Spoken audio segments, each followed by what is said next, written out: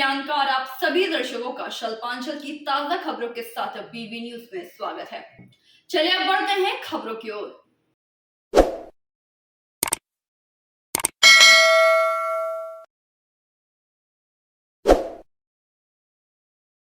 रानीगंज के रामबागान स्थित श्री गुरु नानक विद्यालय के नवनिर्मित भवन में बुधवार को पठन पाठन आरंभ हुआ।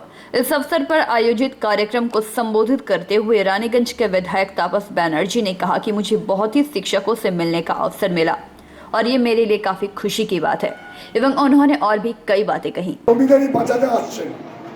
ছাত্র ছাত্রীরা যাতে পড়াশোনা করতে পারে, তাদের যাতে ভালো বিল্ডিং হয়, সেই বিল্ডিংটা যাতে দ্রুত হয়, তার তদবির করার জন্য, পাইরেবি করার জন্য ই রোজ back to back Asansol Kolkata করতে, এ একটা আমার বিরল অভিজ্ঞতা।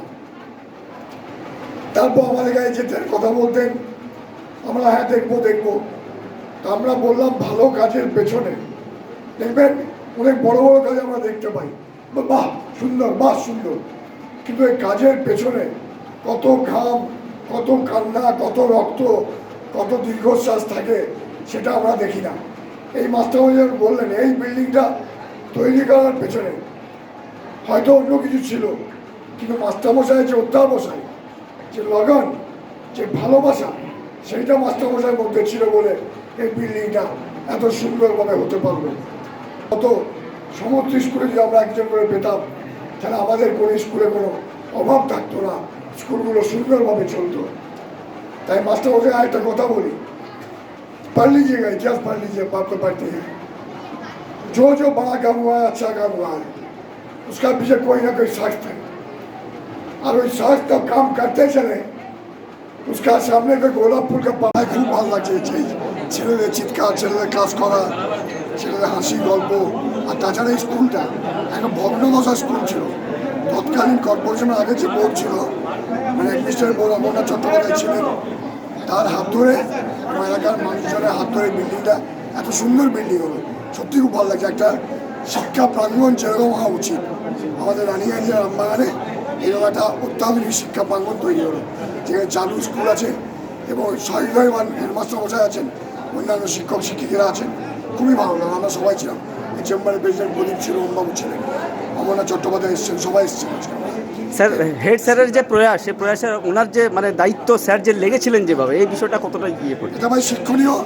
আমি বলি ওনার এই কাজটার পেছনে উনি যেভাবে করেছেন, অন্যান্য স্কুলের শিক্ষক শিক্ষিকাদের তার শেখা উচিত তার কাছে, যে কীভাবে একটা মানুষ করতে পারে। এটা খালি কথার কথা নয়, কীভাবে একটা মানুষ নিজের উদ্যোগে, এবং অর্থ অনেক আছে, অর্থ থাকে, ইয়ে থাকে, সেইটাকে এক জায়গায় করে সে কাজটা সম্পূর্ণ করা সবাই দ্বারা হয় না। একটা অনুকরণ লোক বলতে হবে। Thank you sir. दूसरी ओर आसनसोल नगर निगम के चेयरमैन अमरनाथ चैटर्जी भी इस मौके पर मौजूद रहे और उन्होंने भी कई बातें कही। আমাদের দীর্ঘদিনের রাজনৈতিক অভিভাবক তাপস বন্দ্যোপাধ্যায় মহাশয় উপস্থিত রয়েছে, নবম রয়েছে, উপস্থিত রয়েছে জরিয়া, আসানসোল রানীগঞ্জ শিল্পাঞ্চলের বিভিন্ন মানুষজন রয়েছেন। আমাদের যারা এই ডোনেশন করেছেন এই স্কুল বিল্ডিংটাকে তৈরি করার জন্য, তাদের প্রতি আমরা কৃতজ্ঞতা প্রকাশ করি। এই যে স্কুলটা যে এখানে অবস্থিত, সেই ওয়ার্ডের কাউন্সিলর ভাই জ্যোতি রয়েছে। জ্যোতিও প্রত্যেক দিন এই স্কুলটা তৈরি করার সময় পর্যবেক্ষণ করতো রোজ। আমার খুব মনে পড়ছে যে তাপস বন্দ্যোপাধ্যায় যখন 2021 সালের এখানে ক্যান্ডিডেট হবে, কেউ জানতো না, আমরাও জানতাম না। আমরা এসেছিলাম ইলেকশনের পূর্বে গুরুদুয়ারার পাশে একটা রাস্তা ওপেন করতে। তো হঠাৎ আমাদের মাস্টারমশাই এবং আমাদের দলজিৎ বাবু এবং ওনারা বললেন যে একবার আমাদের স্কুলটাকে ভিজিট করতে। আমরা ভিজিট করতে গিয়ে দেখলাম যে এরকম জায়গায় স্কুলে কেউ পড়াশোনা করতে পারে না। তখন আমরা সেই দিনে ঠিক করলাম যে না, একটা স্কুল তৈরি করতে হবে এবং এই কর্পোরেশনের জায়গাটাকে আমরা ব্যবহার করার চেষ্টা করলাম। ঠিক তাপসবাবু যখন 1996 সালে বিধায়ক দাঁড়িয়েছিলেন, তখন আমাদের দীর্ঘদিন আমাদের রাজনৈতিক, আমরা সেখানে হিন্দি স্কুল করার জন্য আমি আমার দাদুর নামে 50 কাঠা জমি দিয়েছিলাম এবং সেখানে আজকে কৃষ্ণলাল হিন্দি হাই স্কুল চলছে। ঠিক তাপসবাবু যখন 1996 সালে ইলেকশনে দাঁড়ালেন, আসানসোলের অ্যাসেম্বলিতে এমএলএ কন্টেস্টেড ক্যান্ডিডেট হলেন, ঠিক সেই সময় ওই স্কুলটি তৈরি হয়েছিল। আবার যখন রানীগঞ্জে ও 2021 সালে দাঁড়ালেন, তখন ঠিক এই স্কুলটি তৈরি হলো। আমি মনে করি যে তাপস বাবুর হয়তো হাত ধরে এই সমস্ত কাজগুলো ভালো ভালো হয়, এবং তার সঙ্গে আপনাদের মতন শ্রদ্ধেয় মানুষজন রয়েছেন, এবং আমরাও থাকি। আমরা এই সমস্ত কাজকর্ম করতে ভালোবাসি বলে এই সমস্ত কাজকর্মগুলো করতে পারি। আমি একটা ছোট্ট গল্প বলি। इस अवसर पर समाज सेवी ओम प्रकाश बाजोड़िया ने भी कई बातें कही। पूरे इलाका को जो प्यार करते हैं अमरनाथ बाबू जी चेयरमैन हुए हैं अभी, इसलिए किसी पोस्ट के हो या ना हो, लेकिन हमारे इलाके को बहुत प्यार करते हैं। आज और जो भी मंच पर उपस्थित सभी को प्रणाम। सामने उपस्थित महाजन जो है, महाजन बोलते हैं जो बुद्धिजीवी होते हैं, उनको भी प्रणाम। तो आज अमर बाबू के बारे में जब उनको पता चला कि हिंदी स्कूल का यहाँ पर बहुत कमी है रानीगंज में, तो मास्टर साहब ने प्रपोज किया कि भाई ज़मीन मुझे चाहिए। तो ज़मीन दिला करके ये पूरी स्कूल खड़ी करने के लिए अमर बाबू का जितना योगदान मैंने सुना है, दिन प्रतिदिन मैंने सुना है, ये लग गए भाई स्कूल होनी चाहिए, रानीगंज को हिंदी स्कूल देनी है। हमारे हिंदी भाषियों के लिए इन्होंने जो किया है, हम सब हिंदी भाषी उनके आभारी हैं। और सभी का सहयोग तो मिला ही है, लेकिन प्रशासन और पैसे का सहयोग बहुत ज़रूरी होता है, जो कि हमें अमर बाबू से मिला है। यही वो बहुत सी बातें ये सब कह रहे हैं। मैं धन्यवाद। रानीगंज चेंबर ऑफ कॉमर्स के अध्यक्ष प्रदीप बाजोड़िया, रानीगंज गुरुद्वारा प्रबंधन कमेटी के इंद्रजीत सिंह वाधवा, पार्षद ज्योति सिंह, ललित झुंझुनवाला, सुरेंद्र सिंह बग्गा, पुरुषोत्तम गुप्ता, विमल देव गुप्ता, दलजीत सिंह आदि उपस्थित थे। अति विशिष्ट नागरिकगण और प्रेस के बंधुगण, आज बड़ा खुशी का दिन है कि गुरु नानक स्कूल का विधिवत उद्घाटन यहाँ पर हो रहा है। बड़ी समस्या थी स्कूल की। ये जो स्कूल मोड़ वाली गली में पहले ये स्कूल थी, उसके बाद हमारे हेडमास्टर सर ने और पुरुषोत्तम सर ने और प्रशासन के सहयोग से आज इतना सुंदर इस स्कूल का निर्माण हुआ है। इसमें रानीगंज वासियों का भी पूरा सहयोग है। हमें पूरी उम्मीद और आशा है कि ये स्कूल खूब सुंदर ढंग से चलेगा। हमारे हेडमास्टर सर के नेतृत्व में बच्चे लोग एक उज्जवल भविष्य का निर्माण करेंगे, अच्छी पढ़ाई होगी यहाँ पर और सबका भला होगा। धन्यवाद। अमर चटर्जी महाशय एवं उपस्थित भद्र मंडली, सचमुच मुझे बड़ा फक्र हो रहा है कि आज के इस शुभ दिन श्री गुरु नानक विद्यालय की जो पुनः स्थापना मैं कहूँगा हुई है, वो काबिले तारीफ है। अभी आपने सुना हमारे अमर जी ने किस तरह आगे बढ़कर प्रेरणा के स्रोत के रूप में काम किया। आज कहने का कुछ नहीं है, जिन्होंने भी इसमें तनिक मात्र भी सहयोग किया है, हम तहे दिल से उनका शुक्रिया अदा करते हैं और उनसे विनम्र निवेदन है कि वो अपना प्यार, आशीर्वाद इसी तरह बनाए रखें, क्योंकि आज तो ये शुरुआत है, अभी हमें बहुत दूर जाना है। अंत में आप सबको मैं किस तरह धन्यवाद दूँ, मेरे पास सब नहीं है। धन्यवाद। स्कूल के प्रधानाध्यापक ऋषि कुमार त्रिपाठी ने भी कई बातें कही। से मिला है।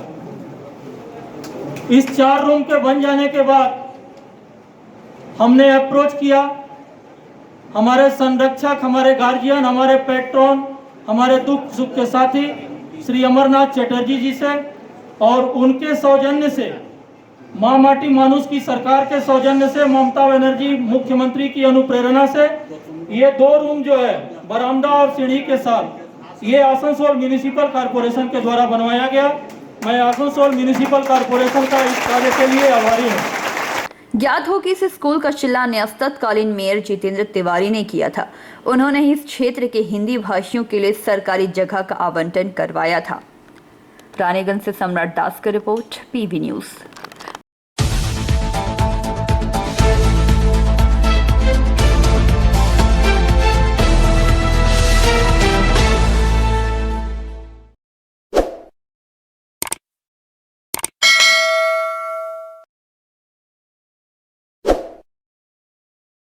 जेके नगर ओल्ड माइंस में पंकज यादव के नेतृत्व में होली मिलन समारोह का आयोजन किया गया।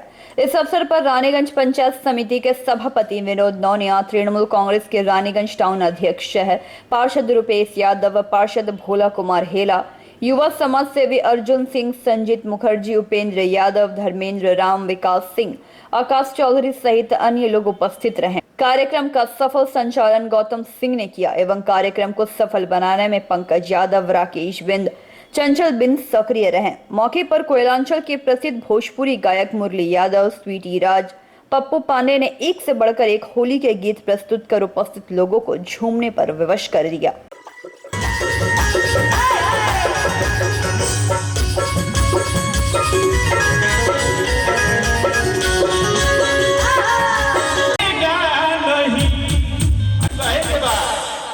दीदी का झंडा साला झुकेगा नहीं, कि मम्मा दीदी का झंडा अब की झुकेगा नहीं। कहेगा का कि या सब सुले रानीगंज में चाचा खुले आसो सुले रानीगंज में चाचा खुले विरोधी के गाल रुपए सोया करना पड़ा। गति बोलेगा हम कोई ठोकेगा नहीं आज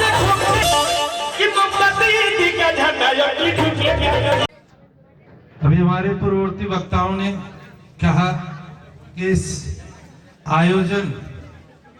आयोजन का मुख्य कर्ता धर्ता पंकज, संजीत, गौतम, राकेश, ये लोग हैं। ये सजावट उनके टीम की वजह से हुई है। हम लोग पूजा घूमने जाते हैं, मूर्ति देखते हैं और कहते हैं मूर्ति बहुत अच्छा बना है, बहुत अच्छा प्रणाम करते हैं। सामने से मूर्ति की सजावट दिखाई पड़ती है, लेकिन मूर्ति के पीछे जो बांस और फूस का, बिचाली का रस्सी से बंधा हुआ जो ढांचा होता है, अगर वो ढांचा नहीं रहे तो सामने से वो। रुपेश यादव जी, हमारे दक्षिण ग्रामीण ब्लॉक के युवा सभापति संजीत मुखर्जी, हमारे डिस्ट्रिक्ट के जो युवा सभापति है अर्जुन है, हमारा काउंसलर भोला है, हमारा त्रिवेणी का उपेंद्र है, हमारा कर्माध्यक्ष शिवू है, आकाश है, हमारा पंचायत मेंबर विकास है। और सबसे बड़ा बात है कि जो ये प्रोग्राम का उद्योग लिया पंकज यादव, मैं उसको भी हार्दिक अभिनंदन धन्यवाद देता हूं, जिन्होंने एक होली समारोह का एक प्रोग्राम का आयोजन किया। ये प्रत्येक साल करता है और जे हमारे यहाँ के माइनस के जितने हमारे भाई हैं, जितने चाचा हैं, छोटे भाई हैं, सभी को होली को हार्दिक अभिनंदन है। आप लोग जानते हैं कि आचार संहिता लागू हो चुका है। 12 तारीख का हमारा उपचुनाव लोकसभा का वोट है। जिस तरह आप लोगों ने 2021 में दीदी को वोट देकर तीसरा बार मुख्यमंत्री बनाए थे और हमारा माइनस करते जा रहे हैं, लगता है कि बहुत सालों का एक्सपीरियंस है, समाज से हमेशा जुड़े रहते थे और बहुत गर्व होता है ऐसे लोगों को देख करके कि ममता बनर्जी ऐसे ऐसे लोगों को चुन करके जिस जगह पर ले गई है, इससे समाज को आने वाले दिन में बहुत ज्यादा भला हो। साथ में हम लोग का संजीदा है, आसनसोल साउथ ग्रामीण के युवा प्रेसिडेंट उपेंद्र भैया है, हम लोग के मॉडर्न के केकेएससी यूनियन के प्रेसिडेंट हैं। साथ में आकाश भाई है, हम लोग का जेके नगर बाजार और जेके नगर अंचल में जेके नगर ओल्ड माइनस। जेके नगर ओल्ड माइनस का एक बहुत बड़ा इतिहास है। पिछला विधानसभा जब आया, कुछ दल बंधु लोग दल छोड़ करके चले गए और सोचे कि हम नहीं रहेंगे तो तृणमूल कांग्रेस का झंडा कौन लेके यहाँ चलेगा। लेकिन वो इतिहास आप लोगों बताइए। आज जेके नगर ओल्ड माइनस में होली मिलन समारोह का आयोजन किया गया, जिसमें हम इन लोग सब ओल्ड माइनस वासी लोग को होली की हार्दिक शुभकामनाएं और पूरे उत्साह से बच्चों को प्यार, बड़ों को आशीर्वाद, ऐसा सम्मान के साथ हम लोग होली के मिलन समारोह। होली अभी भी 2 दिन बाकी है। एक तो सब आपसी में भाईचारा बना रहे, इसलिए कि हम लोग की होली दिन तो ऐसा करना संभव नहीं है, इसलिए कि हम लोग इस हाँ ये सांस्कृतिक प्रोग्राम हुआ। कौन कौन उपस्थित थे आज? आज Raniganj block TMC president Rupesh Yadav, Nimcha Arjun Singh, Sanjit Mukherjee थे, 32 number ward councillor Bhola Hela और केकेसी प्रेसिडेंट सेक्रेटरी गौतम। आपका नाम? Pankaj Kumar Yadav. Bureau report, PB news.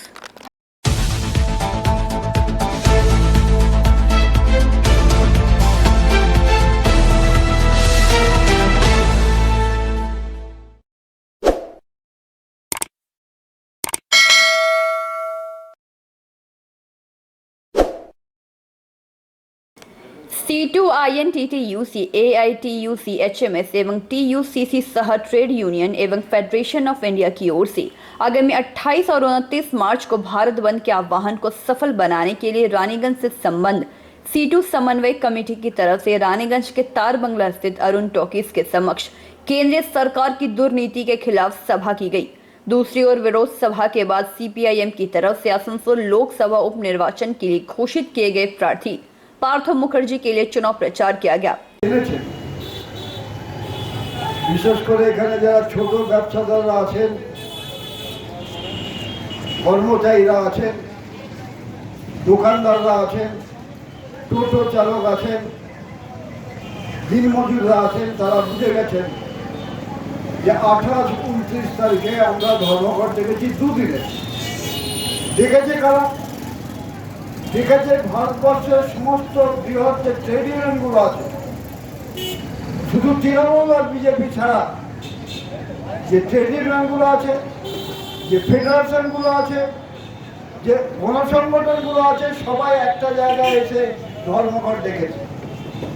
ধর্মঘটটা এমনি এমনি ডাকে, দীর্ঘদিন ধরে কিছু দাবি নিয়ে শ্রমিকরা যেমন তাদের কলকারখানা তারা লড়াই আন্দোলন করছে, কারখানাকে বাঁচাবার জন্যে, ছাঁটাই শ্রমিককে বাঁচাবার জন্যে, যেসব শ্রমিকদের বসিয়ে দিয়েছে তাদের জন্যে, পারমানেন্ট কাজের জন্য যেখানে কন্ট্রাক্ট লেবার দিয়ে কাজ করানো হচ্ছে সেই সব জায়গায় তাদের নিয়ে হচ্ছে লড়াই হচ্ছে।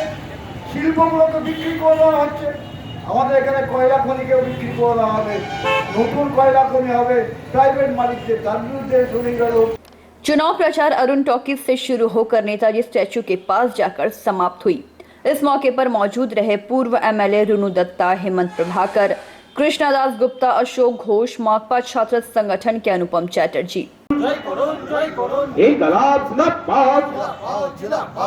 CITU শ্রমকোট বাতিলের দাবিতে আগামী 28 ও 29 মার্চ দুদিনের দেশব্যাপী সাধারণ ধর্মঘট হরতাল সফল করুন। আকাশ ছোঁয়া দ্রব্যমূল্য বৃদ্ধির বিরুদ্ধে আগামী 28 ও 29 মার্চ দুদিনের দেশব্যাপী সাধারণ ধর্মঘট হরতাল সফল করুন। রেল, ব্যাংক, বিমা সহ সমস্ত রাষ্ট্রায়ত্ত সংস্থাকে বিক্রি করার প্রতিবাদে আগামী 28 ও 29 মার্চ দুদিনের হরতাল সফল করুন। CITU समेत फेडरेशन की पुकार पे हड़ताल होने जा रहा है। ये हक की लड़ाई है। हड़ताल बने बुर्जुआ जो मीडिया है वो प्रचार करने की कोशिश करता है कि हड़ताल होच्छे माने देखो कर्मसंस्कृति नष्ट हो जाच्छे। हड़ताल का मतलब ऐसा प्रचार किया जाता है कि हमें जो मजदूर वर्ग का तबके के लोग हैं, किसान हैं, जिनको उनका हक से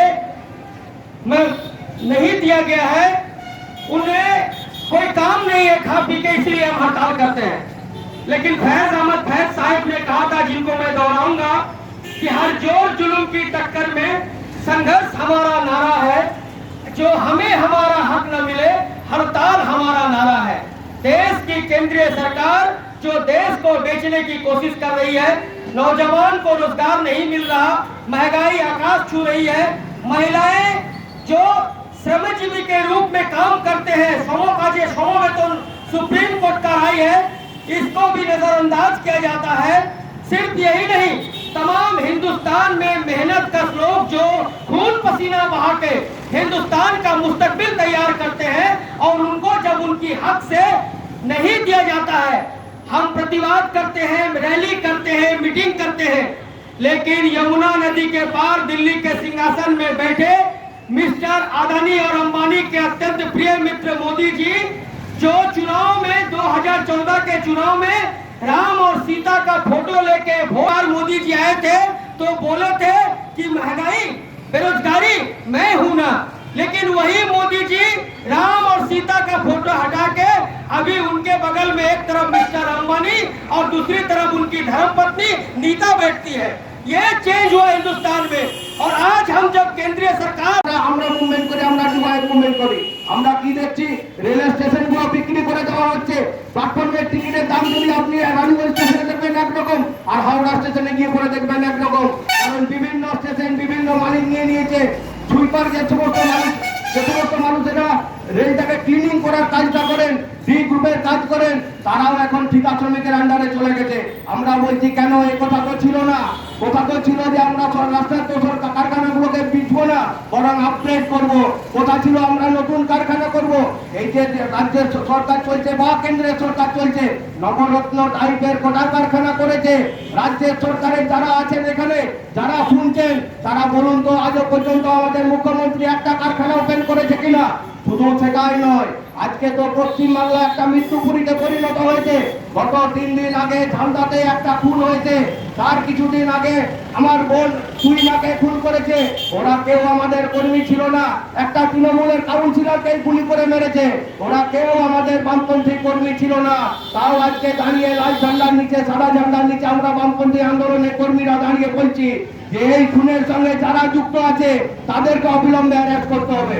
অ্যাকচুয়ালি তৃণমূল কংগ্রেসের কাউন্সিলর হচ্ছে, সে জমির কাজের সঙ্গে যুক্ত থাকবে না, লোহার কাজের সঙ্গে যুক্ত থাকবে না, বালির কাজের সঙ্গে যুক্ত থাকবে না, তো তার ওয়েটটা বাড়বে কোথায়? ওদের তো দেখাই হয় যে কে কতটা চুরির সঙ্গে যুক্ত আছে। আর আমরা যারা মাথা উঁচু করে বাঁচতে চাই, যে সমস্ত সিভিক ভলেন্টিয়ারের ভাইগুলো আছে যারা মাথাটা উঁচু করে সমাজে বাঁচতে চায়, 7,000 টাকা মাইনার কাজে সারা ভারতবর্ষের ধর্মঘট পালিত হবে।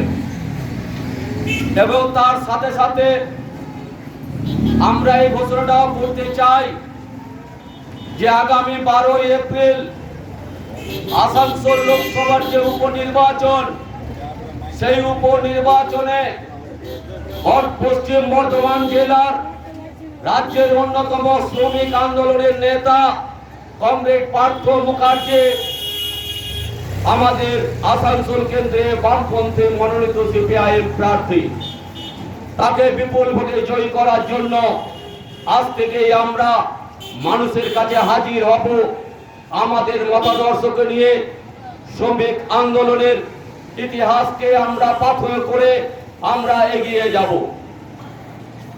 এই ধর্মঘটটা হচ্ছে কেন্দ্রের মোদী সরকার নরেন্দ্র মোদী ক্ষমতায় অধিষ্ঠিত হওয়ার পর থেকে যে সিদ্ধান্ত পার্লামেন্টে গ্রহণ করেছেন, শ্রমিকদের যে ন্যূনতম স্বাধীনতার পর থেকে, ভারতবর্ষ স্বাধীনের পর থেকে শ্রমিকদের যে অধিকার প্রতিষ্ঠিত ছিল শ্রম আইনের মধ্য দিয়ে, সেই শ্রম আইনকে পরিবর্তন করে 4টি শ্রম কোডে পরিণত করেছে।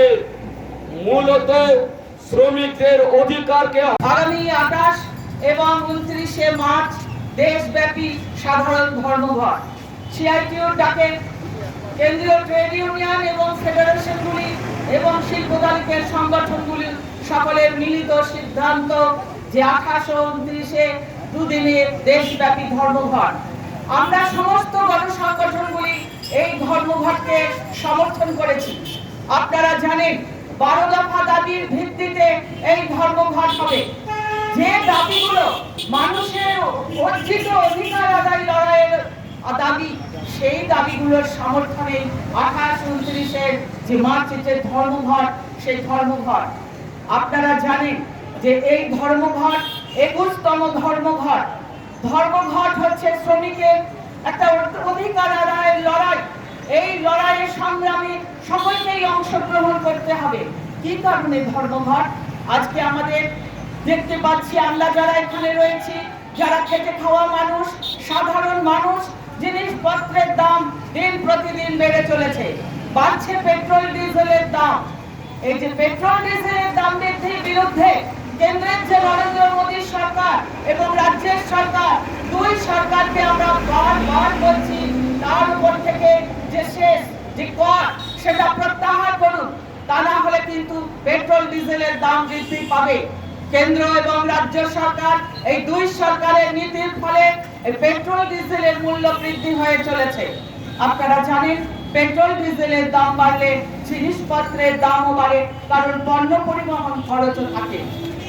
रानीगंज से सम्राट दास की रिपोर्ट, पीवी न्यूज।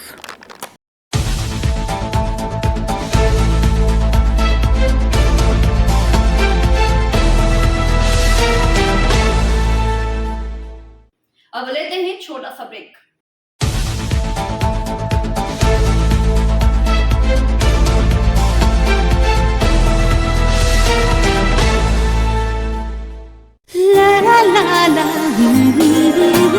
রান্নাঘরের আমি রানী, আসল গুঁড়ো মশলাটা জানি, স্বাদে সুস্বাদু অল্প একটুতেই রান্নায় জাদু, সুগন্ধ সুরুচির বাহারে মনপসন্দ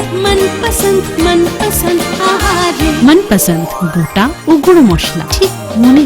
অ্যাগ্রো ফ্রেশ স্বাদের পাশাপাশি আপনার স্বাস্থ্যের পুষ্টিগুণে সমৃদ্ধ। অ্যাগ্রো ফ্রেশ আটা, ময়দা, সুজি, बेसन, ছাতু ও ডালিয়া। Agro fresh pure fresh and natural.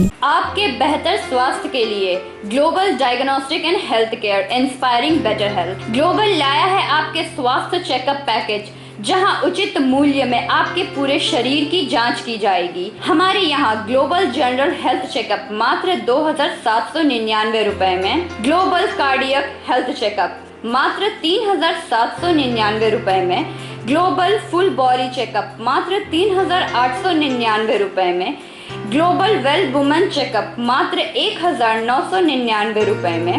We provide super speciality clinic, CT scan, 16 slice, digital x-ray, colour Doppler echo, USG, mammography, ECG, TMT, Holter monitoring, ECG, NCV, pathologic microbiology, histopathology, PFT, uroflowmetry, health checkup packages, pharmacy.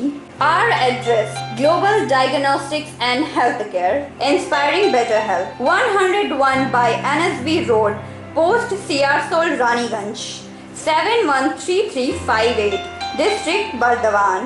Phone number 0341244580, 24458181, 24458182. Our email address: globalhealthrng@gmail.com. Our website: www.globaldiagnostics.net.in। यहाँ स्थित दवा दुकान में सभी दवाइयों पर 10% की विशेष छूट। परेशान हैं अपनी रोजमर्रा की बिजी शेड्यूल से? सोच रहे हैं कि कहां से खरीदे अपनी घरेलू चीजें, स्टेशनरी, कपड़े, मेकअप का सामान जैसी इत्यादि चीजें? परेशान मत होइए, इजी बाजार लाया है एक ही छत के नीचे सभी चीजें। तो सोचना क्या है, यहाँ पर सभी चीजों पर उचित मूल्य उपलब्ध है एवं सभी चीजों का भरपूर स्टॉक, जिसे आप आसानी से खरीद सकते हैं। इतना ही नहीं, इजी बाजार में होम डिलीवरी की भी सुविधा उपलब्ध है। तो फिर देर किस बात की? हमारा पता है NSB road, opposite Anjana cinema hall. हमारा फोन नंबर है 9775766400।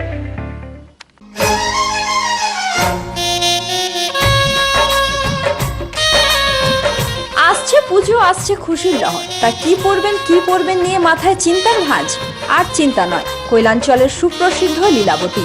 এখানে আপনি পাবেন কাপড়ের বিভিন্ন কালেকশন, মহিলাদের জন্য আকর্ষণীয় sari, churidar, kurti, leggings, top, jeggings, বাচ্চাদের জন্য বিভিন্ন কালেকশন, পুরুষদের জন্য pant, shirt, jeans, t-shirt. তো আজই আসুন লীলাবতী, NSB রোড, রানীগঞ্জ।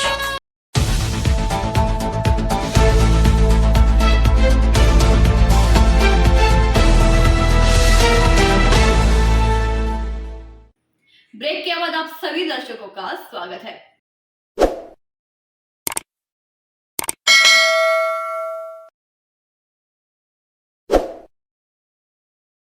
अपनी फसल को बचाने के लिए खेतों के चारों तरफ अवैध रूप से विद्युत का बेड़ा किसानों द्वारा तैयार किया जाता है और इसे विद्युत के तार की चपेट में आकर बांकुड़ा में एक के बाद एक 2 हाथी की मौत हुई। पुलिस ने हाथी की मौत की घटना में असीम नंदी को गिरफ्तार किया है।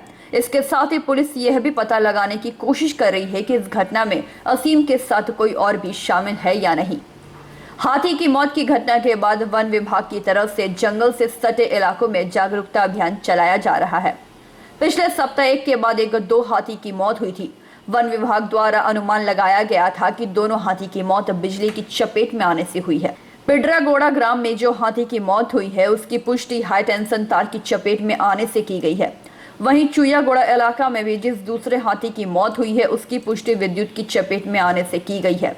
वन विभाग की तरफ से प्राथमिक अनुमान लगाया गया था कि फसल बचाने की वजह से जमीन के चारों तरफ वैद्युतिक तार का बेड़ा लगाया गया था, जिसकी चपेट में आने से ही हाथी की मौत हुई है। इस खबर के सामने आने के बाद वन विभाग द्वारा जांच अभियान चलाया गया है। पुलिस ने अपने जमीन में अवैध रूप से विद्युत के बेड़े लगाए जाने के आरोप में स्थानीय शांतिदास नाम के एक व्यक्ति के खिलाफ मामला दायर कर जांच शुरू की है, जहां सोमवार इस घटना में असीम नंदी बेल बनी ग्राम के बासिंदा को गिरफ्तार किया गया। দেখেন ইলেকট্রোকিউশন অফ ওয়াইল্ড এলিফ্যান্ট যেটা আমরা রিসেন্টলি হলো, it's a crime under wild life protection act 1972। তো আমরা যখন স্পটে পৌঁছেছি তখন এনাফ এভিডেন্সেস ছিল ওখানে যে এটা বিদ্যুৎপুষ্ট হয়ে মারা গেছে আর এটা ইন্টেনশনাল ছিল। তো যখনই আমরা ইন্টেনশনাল জিনিসটা দেখেছি তখনই আমরা যে কালপ্রিটস আছে তাদেরকে যে আছে ন্যাপ করার চেষ্টা নিয়েছি। এফআইআর লজ করা হয়েছে আর আমাদের সেপারেট একটা ফরেস্টের কেসও আমরা দায়ের করেছি। কালকে আমরা একজনকে অ্যারেস্টও করেছি এই মামলাতে। আরও আমরা ওদের ইন্ট্রোগেশন চলছে, ইনভেস্টিগেশন চলছে, ওটাকে কোর্টেও প্রডিউস করা হয়েছে, 15 ডেজ জুডিশিয়াল কাস্টাডিও হয়েছে, আরও ইন্ট্রোগেশন চলছে। আমরা আরও যে পরবর্তীকালে যে আরও কিছু লোককে যদি অ্যারেস্ট করা যেতে পারে এর মধ্যে। আর তাছাড়া এই ধরনের ঘটনা এড়াতে আপনারা কি ক্যাম্পেইনের উপরে জোর দিচ্ছেন? হ্যাঁ, আমরা যে আছে যত ক্রপ ল্যান্ডস আছে তার মধ্যে যে এইভাবে যে ফেন্সিংগুলো আছে, তো আমরা একটা অভিযান চালিয়েছি। আমরা রিকোয়েস্ট করেছি পুলিশের সাথে ইলেকট্রিসিটি ডিপার্টমেন্টকে সবাইকে রিকোয়েস্ট করেছি যে আমাদেরকে এই জায়গাগুলো আইডেন্টিফাই করছি আমরা। এর মধ্যে যতগুলো যে ক্রপ ল্যান্ডে যে ফেন্সিংগুলো আছে এগুলোকে সব সরানোর জন্য আমাদেরকে হেল্প করা হোক। তার পাশাপাশি আমরা মাইকিং করছি, চারিদিকে অ্যাওয়ারনেস ক্যাম্পেইন চালাচ্ছি সবাইকে, যাতে মানুষ যাতে এটা যে হাতি নিয়ে একটু সচেতন হোক, যে এই সব ব্যাপার নিয়ে যে হাতি যে ইলেকট্রিকিউশন হয়ে যাচ্ছে, যাতে যে নিজেদের ক্রপ ল্যান্ডে বা স্যাকিং লাইন্স যে ইলিগাল হুকিং, এটা নিয়ে আমরা একটা সবাইকে সচেতন করছি যে এটা শুধু হাতি নয়, যে মানুষও এর মধ্যে মারা যেতে পারে। মানে শুধু কি ফরেস্ট করছে নাকি পুলিশ? আপাতত আমরা ফরেস্ট করছি, ঠিক আছে। আমরা আরও সাহায্য চাইছি, পুলিশ থেকেও সাহায্য চাইছি, ইলেকট্রিসিটি ডিপার্টমেন্টকেও আমরা অ্যাওয়্যার করেছি। আমরা দুটো চিঠি লিখেছি ইলেকট্রিসিটি ডিপার্টমেন্টকে। আমরা আশা করি সব ডিপার্টমেন্ট মিলে রেসপন্সিবিলিটি নিয়ে এই কাজটাকে ভালো করে করতে পারবো। बांकुड़ा से अनुप राय की रिपोर्ट, पीवी न्यूज।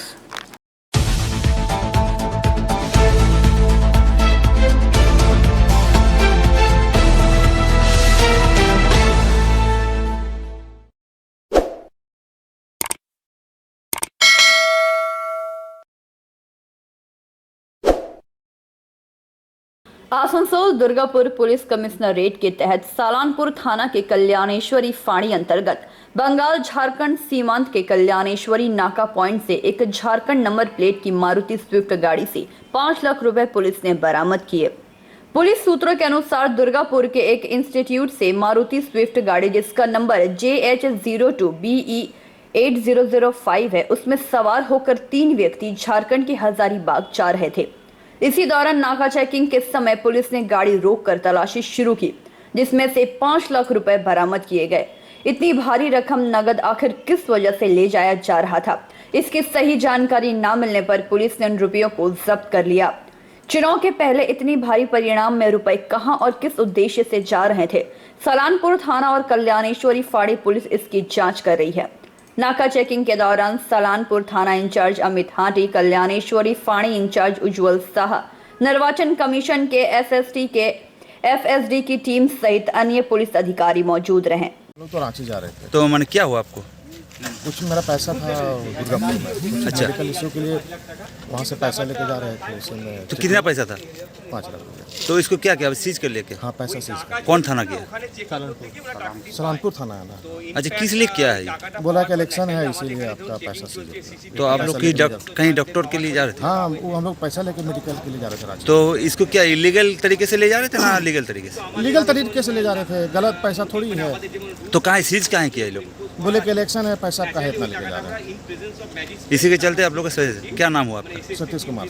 मैंने कहाँ डॉक्टर दिखाने जा रहे थे? वो रांची में, मेरा रांची। बेटा बीमार है, उसी का पैसा। कहाँ से आ रहे थे अभी? दुर्गापुर से। दुर्गापुर से। Bureau report, PV news.